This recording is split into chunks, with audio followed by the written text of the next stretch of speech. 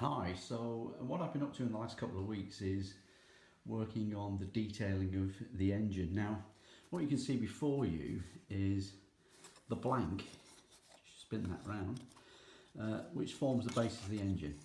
Basically, the engine was designed in Fusion 360 and then printed on my 3D printer.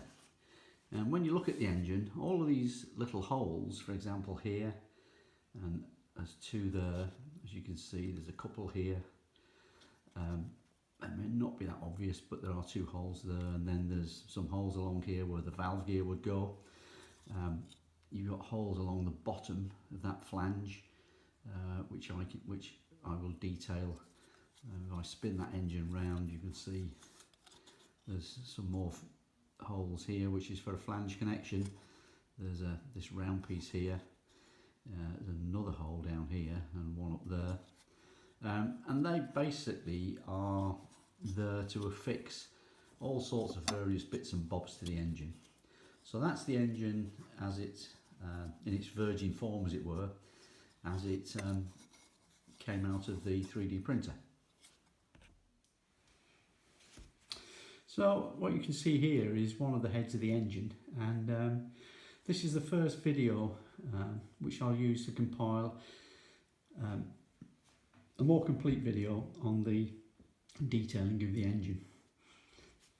So I've been focused on a number of things, not least these small push rods, which as you can see there's a small spring on.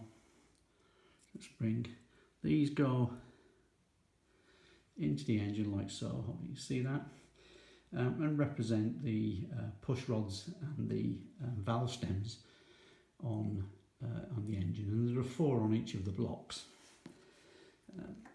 As you can see here, I've taken the engine and I've actually fitted one of those, so hopefully you can see the 4 push rods there with the block. The block is now secured onto the engine and has been painted in the appropriate colour. On this particular engine I've done some other things. So for example, I've put this small filler cap in.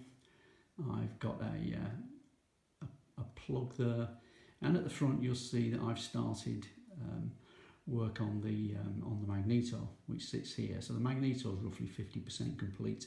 I just mounted it on here to check some alignment issues, and they're fine. So you know, I can progress on from there.